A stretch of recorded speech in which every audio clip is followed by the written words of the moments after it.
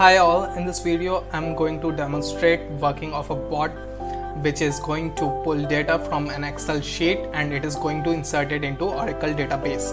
So what our bot will be doing is automate this insert statements for us.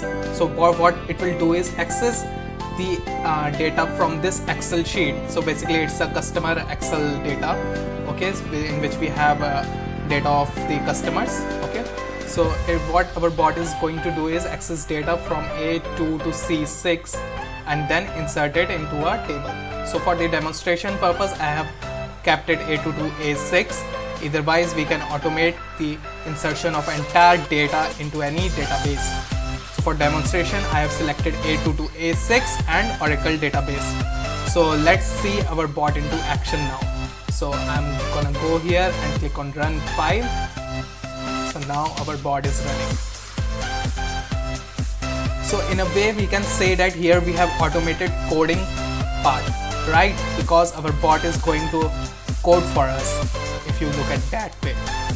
So it will go to the Oracle Application Express and then access the command line and then start coding for us. See how fast it is executing these statements. So these values are getting pulled from the Excel dynamically and the insert statement our bot is typing for us. So now I think it is going to enter 5 records for us because that's the range which we have selected, A1 to C6, and the first row being the column names. So we will be having a total of 5 entries. So now our bot has finished inserting the data from the Excel. Let's go and have a look here. See, it has finished and it has typed the select statement automatically for us so that we can just come to the Oracle Application Express and view the data which has been inserted into our table. So Cherry Brelin, let's just do a quick tally. We have Cherry Brelin, we have Time Dallassi, and we have other records similarly.